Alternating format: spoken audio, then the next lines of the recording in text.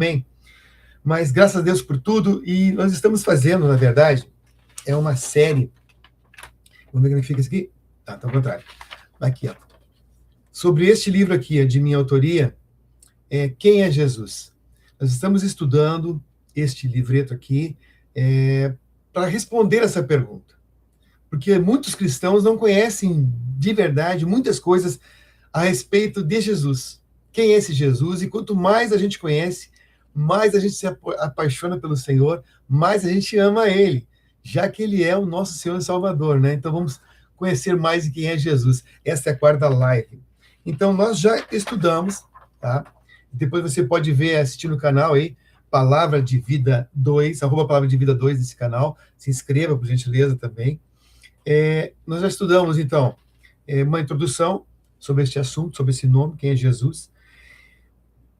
Abordamos uma resposta direta dos discípulos de quem é Jesus. Depois nós vimos a existência eterna de Jesus. Depois nós vimos Jesus e a criação do universo. Depois vimos também Jesus, o Filho de Deus, gerado, não criado. Importante, isso tem uma distinção, né? Depois nós vimos também uma biografia de Jesus. Depois nós vimos também sobre os irmãos de Jesus. Uau! Tudo isso que eu falei aqui, olha quanta informação, só nos títulos, né? Sobre quem é Jesus, a existência eterna de Jesus, explicar como é que é essa eternidade de Jesus. Jesus é a criação do universo, ele é o meio da criação, e para ele é toda a criação. Explicamos que Jesus é o Filho de Deus, ou seja, Deus com ele, como filho.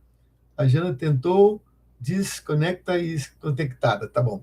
E também a questão de que Jesus ele não foi criado por Deus do nada, ele foi gerado, né, do Espírito Santo, mas a união com a Maria, né, a parte humana de Jesus. Vimos uma biografia de Jesus, como ele era, o aspecto físico de Jesus, né? A gente confunde, às vezes tentam nos confundir com aquelas gravuras, né, nas paredes, que Jesus tem um cabelo longo, loiro, uns olhos verdes ou azuis, um nariz afinado, tipo um germano, ou tipo um nano. Não, Jesus não é nada disso, né? Não é nada disso. Mas vamos ver aqui. Tem mais gente que não consegue entrar aqui. Uau, Deus, e agora? Eu não sei nem te explicar como, né?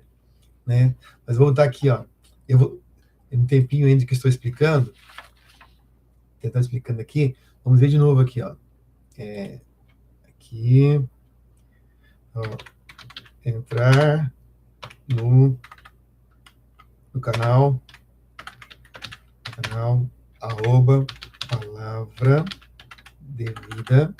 @Palavra de Vida 2 e ver ao vivo.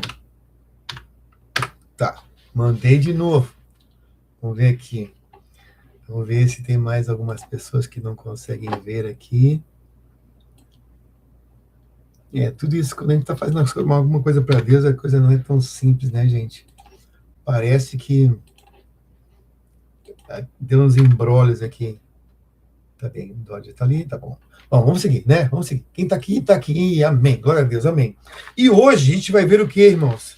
Nós vamos ver, então... não falei aqui ainda. Jesus tinha irmãos.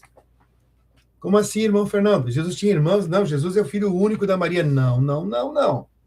Jesus é o primogênito de muitos filhos da Maria, com José, né? Você sabe disso? Sabia disso? Não, olha aqui, ó. Um dos nomes dos irmãos de Jesus, Tiago, outro José, outro Simão, outro Judas, e mais as irmãs dele. Está em Mateus 13, 55 e 56. Jesus teve mais irmãos. E a Virgem Maria? Logicamente, deixou de ser virgem, né, irmãos? Né? Porque após o parto,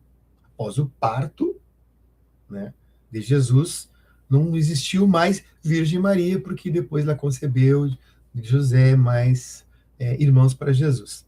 Tá bem? Muito bom. Agora a gente vai ver, então, o início do ministério de Jesus. O início do ministério de Jesus. Lucas disse que foi com cerca de mais ou menos 30 anos de idade que Jesus começou o seu ministério. Vamos ver o que ele diz ali na palavra. E aconteceu que, como todo o povo se batizava, sendo batizado também Jesus, orando ele, o céu se abriu e o Espírito Santo desceu sobre ele em forma corpórea, como uma pomba. E ouviu-se uma voz do céu que dizia: Tu és meu filho amado, em ti me tenho comprazido. E o mesmo Jesus começava a ser de quase 30 anos, diz aqui a Bíblia, sendo como se cuidava, filho de José, e José de Eli, e de Eli assim vai, né? Lucas 3, 21, 33. Então começava o seu ministério, começava a ser de quase 30 anos. Alguns dizem que foi com 29 anos e meio, tá? Quase 30 anos. Mas isso que Lucas diz. Então vamos seguir o que Lucas diz, né? O que Lucas fala. Então o início do ministério de Jesus foi com mais ou menos 30 anos de idade. E final do ministério de Jesus, opa, aí sim. Na Bíblia, não há a indicação exata de que Jesus morreu com 33 anos. Como que não, irmão Fernando? Me ensinaram que Jesus morreu com 33 anos de idade, né? Vamos ver de onde saiu essa datação, essa quantidade de anos que Jesus teve. Vamos lá.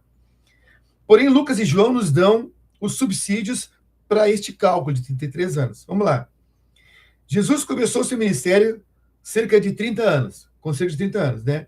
E o mesmo Jesus começava a ser de quase 30 anos, sendo como se cuidava, filho de José, e José de Eli, etc. Lucas 3, 23. Então, quase 30 anos.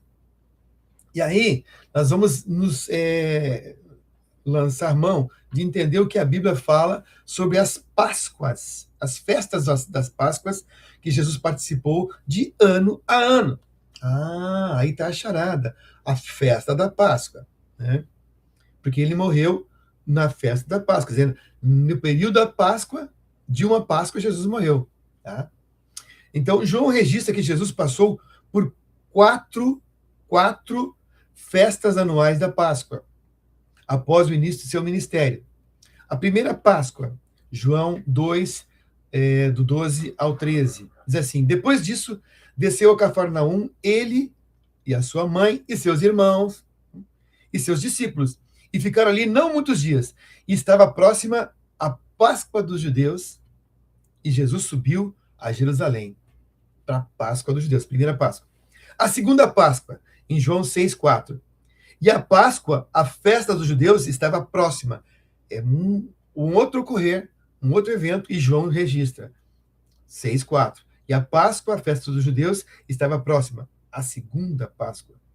A terceira Páscoa, João 11, 55. E estava próxima a Páscoa dos judeus, e muitos daquela região subiram a Jerusalém antes da Páscoa para se purificarem.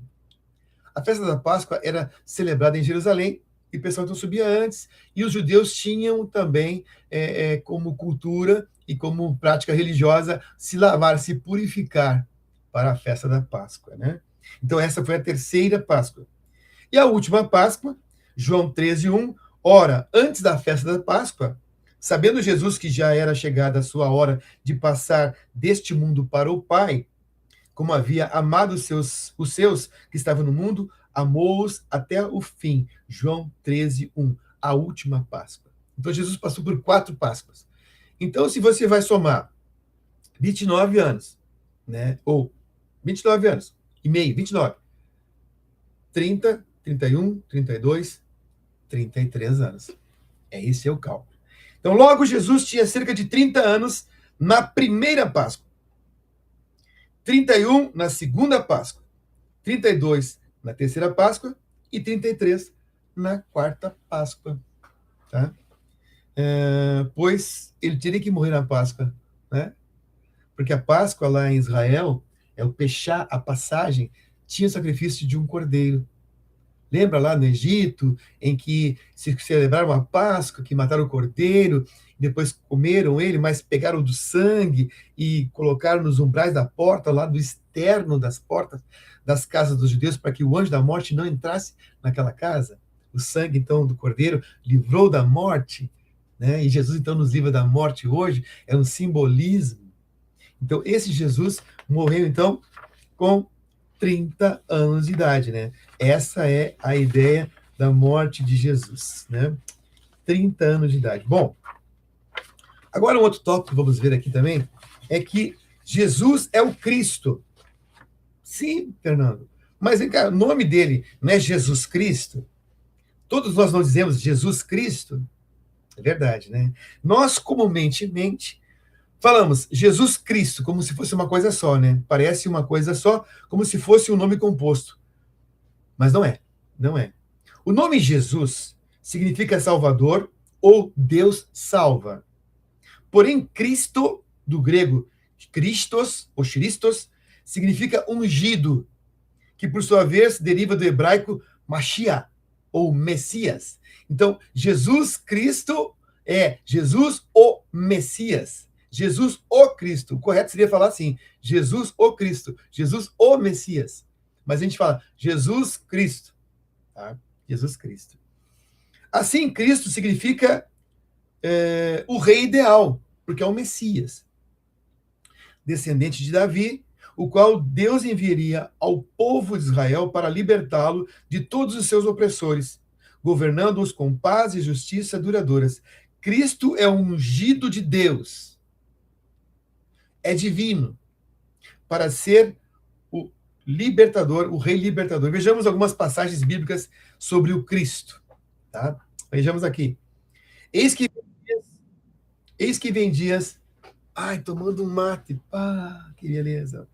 Eis que vem dias, diz o Senhor, em que levantarei a Davi um renovo, justo, sendo rei, reinará e prosperará e praticará o juízo e a justiça na terra. Jeremias 23, 5.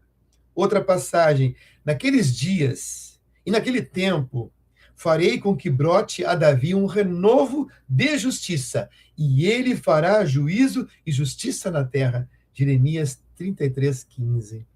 Outra palavra. Porque brotará um rebento do tronco de Jessé, e das suas raízes um renovo frutificará, e repousará sobre ele o Espírito do Senhor, o Espírito do conselho e de fortaleza, o Espírito de conhecimento e de temor do Senhor. E deleitar-se-á no temor do Senhor, e não julgará segundo a vista dos seus olhos, nem repreenderá segundo o ouvir dos seus ouvidos, mas julgará com justiça os pobres, e repreenderá com equidade os mansos da terra, e ferirá a terra com a vara da sua boca, e com o sopro de seus lábios matará o ímpio, e a justiça será o cinto dos seus lombos, e a verdade o cinto dos seus rins. Isaías 11, do 1 ao 5. Note-se que Jesus é descendente de Davi, que por sua vez era da tribo de Judá em Israel. Ao relatar a genealogia de Jesus, Lucas pontua, né, ordenando a sequência genealógica para chegar até Jesus. Ele fala, e Davi gerou de Jessé, e Davi foi gerado de Jessé, e Jessé de Obed, e Obed de Boaz, e Boaz de Selá, e Salá, e a Salá de Naasson. Lucas 3, 32. Ainda quanto à genealogia de Jesus, o Cristo, Mateus começa seu livro dizendo assim, livro da geração de Jesus Cristo, filho de Davi, filho de Abraão. Mateus 1, 1. Ou seja, essas genealogias que a gente vê ali no início das nossas Bíblias, de Lucas e de Mateus, elas umas levam até Adão, outras levam até Abraão. Que Jesus realmente ele veio descendendo desses patriarcas, né? Inclusive de Ruth, inclusive também de Raabe, a prostituta. Né? Interessante isso, né? Uma prostituta na genealogia de Jesus, ou seja, todos são aceitos e merecem ser uma segunda chance, né? Uma segunda chance. Graças a Deus. Cristo Jesus veio para se cumprir a profecia de Israel, ou a Israel, ao seu filho Judá. Jacó, ou Israel, fez uma profecia aos seus filhos antes de morrer. E uma delas foi feita a Judá, o seu filho, da tribo de qual Jesus é descendente, da tribo de Judá.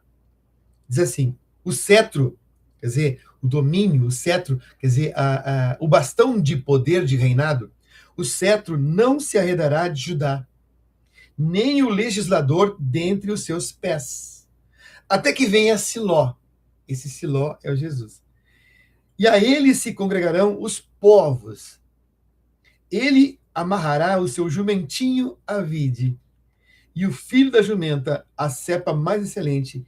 Ele lavará a sua veste no vinho, e a sua capa em sangue de uvas. Os olhos serão vermelhos de vinho, e os dentes brancos de leite. Gênesis 49, 10 a 12. Lá em Gênesis já se falava de Cristo. Deus disse a Davi: porém, a tua casa e o teu reino serão firmados para sempre diante de ti. O teu trono será firmado para sempre. 2 Samuel 7,16. Mas então, por que os israelitas não receberam Jesus como o Cristo, como o Messias? Que pergunta, irmão Fernando. Por que os israelitas não receberam Jesus como o Messias aguardado e esperado? Já profetizado há tanto tempo antes pelos profetas, né? E aguardado por eles. Vamos ver. Para os israelitas, o Messias seria descendente de Davi, seria um rei forte, guerreiro e poderoso. Nunca imaginariam um rei espiritual, que entrasse em Jerusalém montado num jumentinho. Não, esse aí não é o rei, não. Esse é o carpinteiro, Jesus. Até o dia de hoje, os judeus aguardam a vinda do Messias, pois não consideram Jesus como tal. Você sabia disso? Os judeus não consideram Jesus como o Messias, porque para eles o Messias viria e permaneceria para eles para sempre. Mas isso não aconteceu, segundo eles entendem, né? Porque para nós cristãos, a segunda vinda de Cristo, um mistério oculto aos olhos dos profetas, mas foi manifestado pelo próprio Jesus. Nós estamos aguardando a volta do nosso Messias, né? Muito bem. O próprio Jesus afirmou que o reino dele, o reino de Jesus, o reino dele, o reino de Deus não é deste mundo. Ele afirmou isso: o meu reino não é deste mundo. Respondeu Jesus: o meu reino não é deste mundo.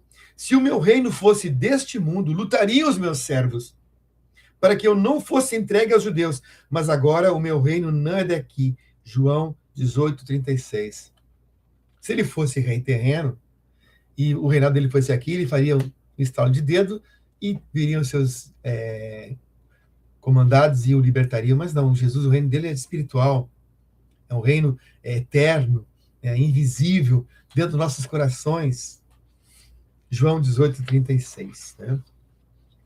E trouxeram-no a Jesus, e lançando sobre o jumentinho as suas vestes, puseram Jesus em cima, e indo ele, estendiam no caminho as suas vestes.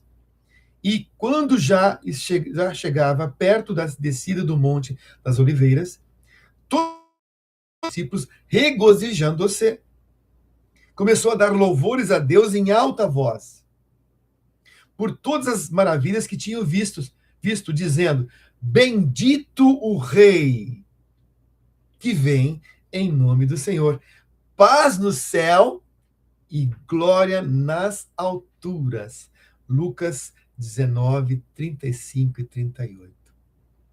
Mas alguém reconheceu Jesus como o Rei, né? Alguém reconheceu. E nós hoje reconhecemos. Jesus é o nosso Rei.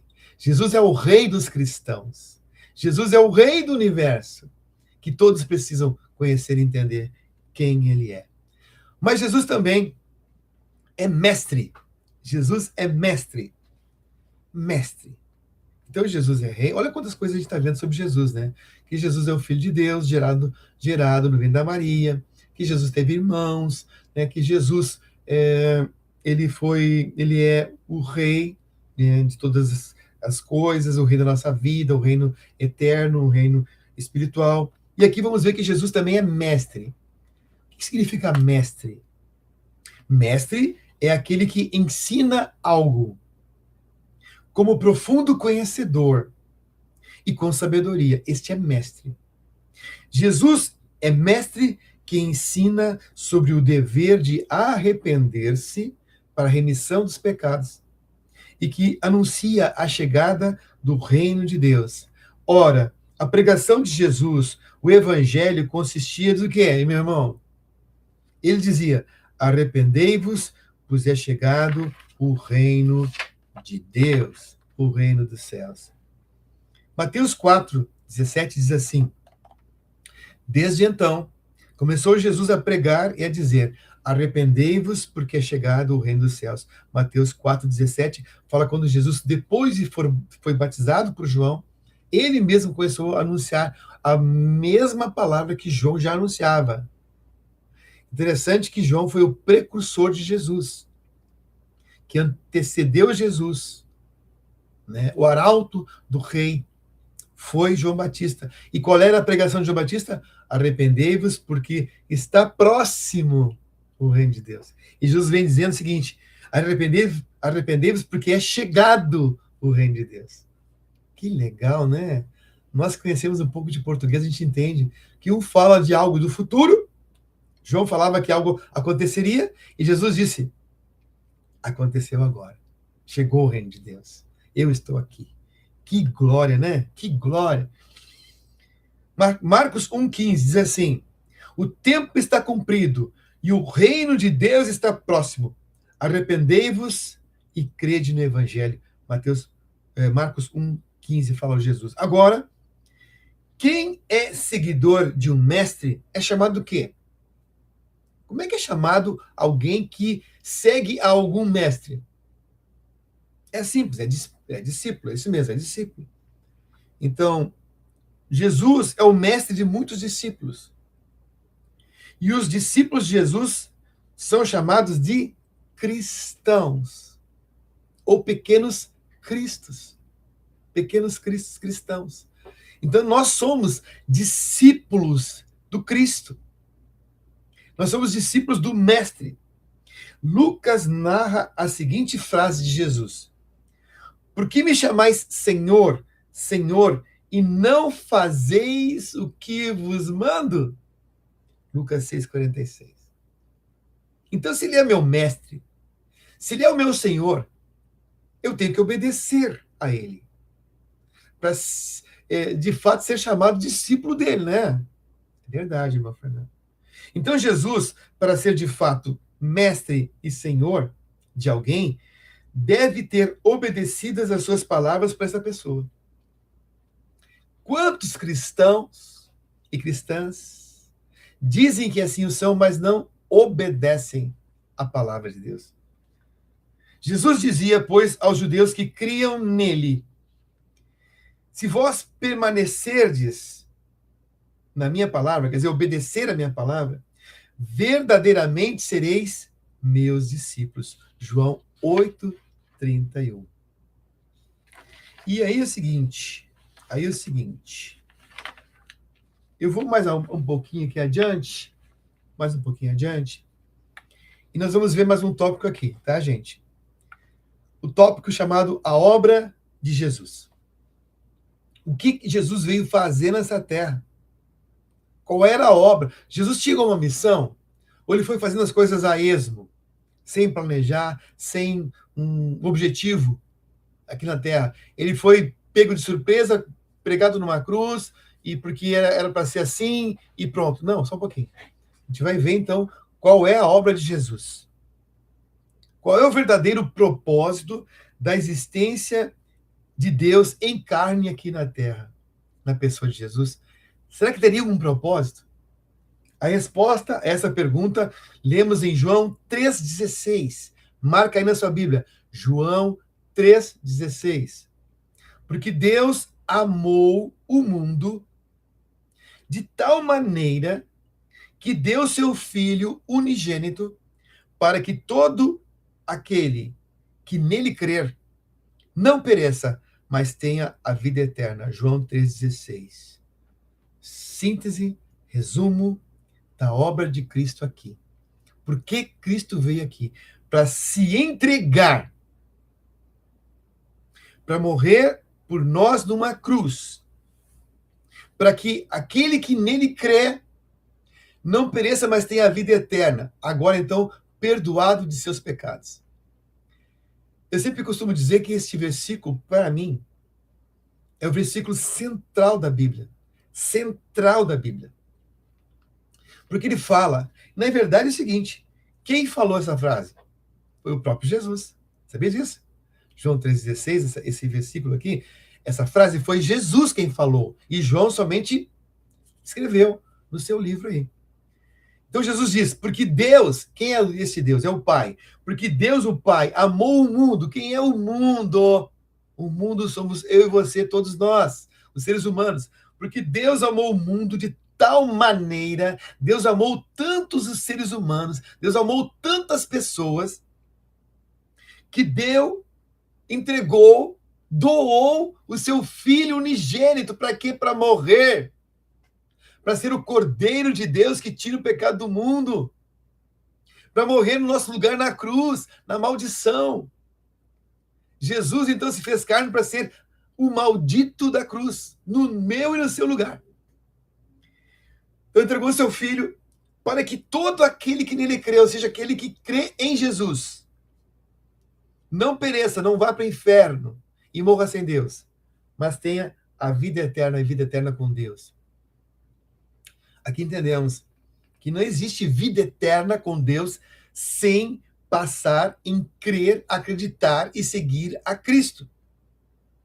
Jesus mesmo disse em Marcos 16, quem crer e for batizado será salvo, mas quem não crer já está condenado. Condenado. Então a salvação, meu irmão, minha irmã, é aqui e agora, nesta carne, nesta terra, né? Esta é a obra de Cristo. Em outras palavras, Deus Pai nos amou tanto que para nos salvar, deu seu Filho Jesus como sacrifício em nosso lugar. Foi o que eu falei. Para que se nós crermos nele, não venhamos a perecer no inferno, mas tenhamos o acesso à vida eterna junto dele. João Batista sintetiza a obra de Jesus dizendo: eis o Cordeiro de Deus que tira o pecado do mundo. João 1,29. João, quando viu Jesus para vir ser batizado por ele, apontou e disse: eis o Cordeiro, esse é o Cordeiro de Deus que tira o pecado do mundo. Porque é o Cordeiro que Deus entregou, que Deus trouxe para tirar o pecado do mundo. O nosso, o meu e o seu pecado. Se nós nos arrependermos. Lembra? Arrependei-vos, porque é chegado o reino dos céus. Tem que se arrepender. Jesus foi o Cordeiro de Deus. Ou sacrifício que o próprio Deus ofereceu para tirar o pecado do ser humano que crer nele e na sua obra. Mas qual a minha necessidade de ter um Salvador? Qual é a minha necessidade de ter um Salvador, já que Jesus morreu? Já pagou o preço. Precisa que eu faça alguma coisa? Se ele já pagou o preço? A Bíblia diz, porque todos pecaram e destituídos estão da glória de Deus. Romanos 3:23. Tá, tudo bem. Ora, o pecado que é o que nos separa de Deus. É o pecado. Deus é santo e nós somos os pecadores. Temos pecado em nós e o pecado é uma sujeira, uma imundícia que nos afasta do nosso Deus que é santo. Você está entendendo? Então essa barreira, pecado, tinha que ser removida. Como? Deus mandou a lei para que o povo obedecesse. E a lei não conseguiu mudar o povo. Deus mandou os profetas não conseguiram fazer que o povo entendesse e se convertesse aos maus caminhos. Então, por último, Deus enviou o seu filho para salvar as tão pobres pecadores como eu e você. Né? Ora, o pecado, melhor, ora, é o pecado que nos separa de Deus, que é santo totalmente, sem pecado. Mas como levar o ser humano cheio de pecados a relacionar-se com um Deus santo? Uau, como fazer isso? Deus, então, resolve proporcionar limpeza e libertação à escravidão do pecado do homem por meio do sacrifício de seu Filho Jesus. Então, o derramar do sangue de Cristo nos purifica de todo pecado. Imagina isso. Como o sangue de Jesus passando em nossas vestes, como se você tivesse uma roupa branca e tudo é suja, né? do seu pecado, sujeira, imundícia. E o sangue de Cristo é como se fosse o alvejante e vai nos limpando e nos dando vestes brancas de purificação. Então nós somos aceitos diante de Deus por meio do sangue de Jesus. Não é porque você é bonzinho, boazinha, não. É por causa do sangue de Jesus. Deus, quando olha a humanidade, ele olha pelo prisma, pelo ângulo, através de Jesus. E quando ele olha através de Jesus, a misericórdia me alcança. Porque se Deus não olhasse através de Jesus, a justiça, simples, somente justiça de Deus me olharia e já me sentenciaria à morte por causa dos meus pecados. Mas a misericórdia de Deus me alcançou por causa do seu Filho Jesus. E hoje eu tenho perdão dos meus pecados, como você tem o perdão dos seus pecados, através de Jesus Cristo, o Senhor. Aleluia. Graças a Deus. Disse Jesus: em verdade vos digo que todo aquele que comete o pecado é escravo do pecado. João 8,34. Então nós éramos escravos do pecado. A pessoa sem Deus é escrava do pecado. E agora, quem pode te libertar dos teus pecados? Jesus responde: se pois ele que é Jesus, se pois o Filho de Deus vos libertar, verdadeiramente sereis livres. João 8,36. Então Jesus pagou o preço da minha e da sua vida diante de Deus. E somente ele pode me libertar, te libertar da escravidão do pecado e te purificar de toda justiça, para que eu e você sejamos aceitos diante de Deus, aceitos diante do Pai, graças a Deus. E o preço que Jesus pagou para te libertar foi o preço de sangue. Porque fostes comprados por bom preço. Glorificai, pois, a Deus no vosso corpo, no vosso espírito, os quais pertencem a Deus. 1 Coríntios 6, 20, escreveu Paulo. Outra palavra que Paulo também escreveu foi em Efésios 1,7, que diz assim: em quem temos a redenção pelo seu sangue, a remissão das ofensas, segundo as riquezas da sua graça. Em Efésios 2,13, também está escrito: mas agora, em Cristo Jesus, vós que antes estáveis longe, já pelo seu sangue, o sangue de Cristo, chegastes para perto de Deus. Efésios 2,13. Ou seja, o sangue de Jesus pode purificar os pecadores de seus pecados e os santifica para Deus o Pai. Mas o pecador deve arrepender-se de seus pecados e confessá-los a Deus. Olha o que diz a palavra em João 1,9. Primeira carta de João 1,9. Se confessarmos os nossos pecados, ele é fiel e justo para nos perdoar os pecados e nos purificar de toda a injustiça. Se nós confessarmos, se nós falarmos a Deus nossos pecados. Tem um grande problema aí, que é o tal do orgulho, né? A gente é orgulhoso, orgulhosa, não quer confessar o pecado, não quer abrir mão, às vezes, por vergonha, por culpa, né? Não, a gente tem que confessar a Deus, sim. Abrir o coração e dizer: Deus, eu fiz isso, me perdoa, porque isso está me aprisionando e me afastando de Ti. Eu quero ser livre para chegar diante de Ti e Te adorar e Te amar. Então, meu irmão, minha irmã, remova a barreira do pecado aí através do perdão, mas confessando o pecado a Deus, se arrependendo de todo o coração, né? E disse Jesus: eu sou o caminho e a verdade e a vida. Ninguém vem ao Pai senão por mim. João 14,6. Eu e você escutamos, aprendemos, ouvimos que todos os caminhos levam a Deus. Não. Aqui na Bíblia a gente vê que não é isso. Jesus ele afirma, João 14,6, Jesus afirma: eu sou o caminho. Eu sou a verdade, eu sou a vida. Ninguém vem ao Pai, porque Jesus está no Pai, a não ser por Jesus. Então Jesus é o caminho. Ou seja, Jesus é o único caminho que o homem tem para ir a Deus, para o céu. Ou seja, a humanidade estava perdida em Adão pelo pecado. Herdamos de Adão o pecado. Mas Jesus se tornou o caminho de volta para Deus. Jesus é a verdade que nos liberta do pecado. Diz a palavra: e conhecereis a verdade, e a verdade vos libertará do pecado. João 8:32. Jesus Cristo é a verdade que liberta.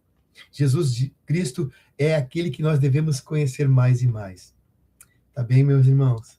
Encerramos aqui essa live, este vídeo, dando graças a Deus, e se Deus nos permitir, na próxima semana teremos então a quinta live, né, sobre este livro, Quem é Jesus? E também você pode acessar no canal, palavra de, tudo junto, Palavra de Vida 2, Palavra de Vida e o número 2, no YouTube. Você vai colocar lá, talvez no Google, uma pesquisa, vai estar lá, Palavra de Vida 2, André Fernando. É esse aí. Clica lá e tem vários vídeos que você pode, então, desfrutar de palavras que o Senhor me inspirou, palavras de Deus, sem cobrança, sem acusação, mas com uma intercessão, com um amor muito grande de Deus, que vai de encontro a nós, pecadores, que precisamos sermos revelados, iluminados, né, e guiados pela palavra de Deus e pelo Espírito Santo. Tá bem?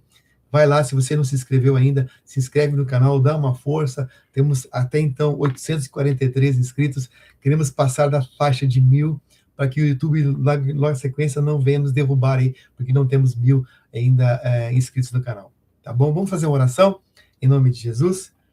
Pai, nós louvamos ao Senhor por tua bênção, tua graça através dessa live. Que a tua palavra, Deus, se multiplique e o Senhor ecoe, Deus, esta live a muitos e muitos corações, meu Deus. Que todos nós venhamos a aprender mais e conhecermos mais de teu Filho amado Jesus, para segui-lo, para servi-lo, para honrá-lo, para obedecê-lo de todo o nosso coração. Pai, abençoa meu irmão, a irmã, a sua família, a sua casa. Pai, eu repreendo todo o mal, todo espírito das trevas, todo demônio saia, toda interferência do inferno caia por terra em nome de Jesus, na vida do meu irmão, da minha irmã. E venha a bênção de Deus sobre o seu lar, a bênção de Deus sobre a sua família, e tenhamos todos nós um excelente final de semana na presença de Deus. E até a semana que vem, se o Senhor nos permitir. Assim louvamos a Ti, te bendizemos, em nome de Jesus. Amém e amém. Graças a Deus, meus irmãos. Até a próxima. Deus abençoe. Paz do Senhor.